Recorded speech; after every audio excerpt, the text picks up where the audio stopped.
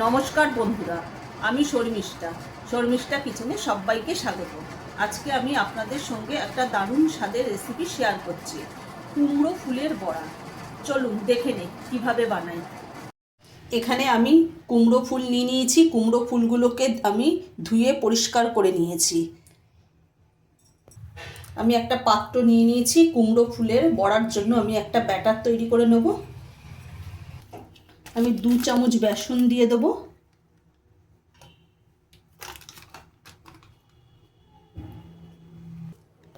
আমি 2 চামচ সুজি দিয়ে দেবো।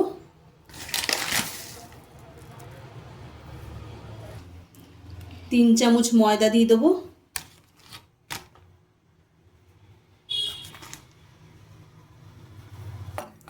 পরিমাণ মতো নুন দিয়ে দেবো। আমি রঙের জন্য আমি একটুখানি হলুদ দিয়ে দিলাম।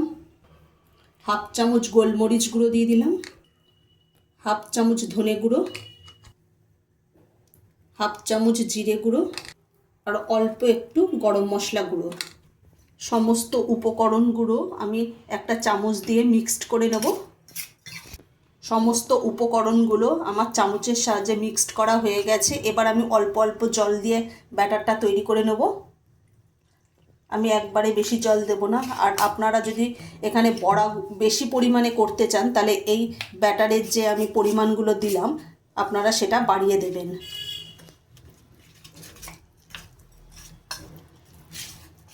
আমি অল্প আর একটু জল দিয়ে দেবো। এবার আমি চামচ দিয়ে ভালো করে মিক্সড করে নেব। আমার ব্যাটারটা পুরো একেবারে রেডি।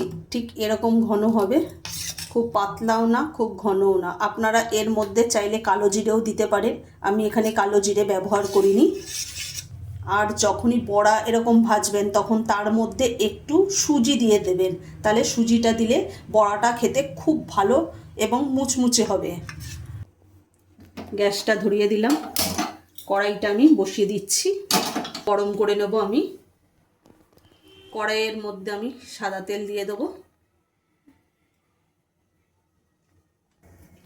তেলটা গরম হয়ে গেছে। আমি একটু খুন্তি দিয়ে ভালো করে তেলটাকে নাড়িয়ে নিলাম। এবার আমি কুমড়ো ফুলগুলোকে এই ব্যাটারের মধ্যে চুবিয়ে আমি কড়াইয়ের মধ্যে দিয়ে দেবো।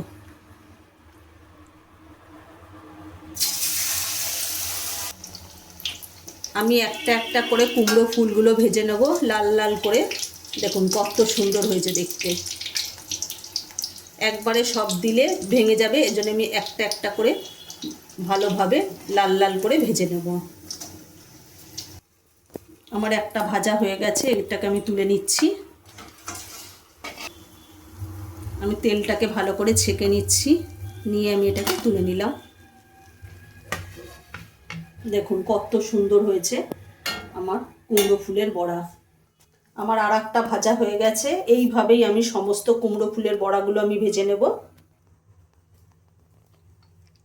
আমার কুমড়ো ফুলের বড়া একেবারে রেডি। আপনারা এই কুমড়ো ফুলের বড়া গরম ভাতে ডালের সঙ্গে মুখে দিয়ে আপনারা খেতে পারেন, বা এমনিও খেতে পারেন চা কফির সাথে। দারুণ লাগবে। একবার অবশ্যই বাড়িতে বানিয়ে খেয়ে দেখবেন।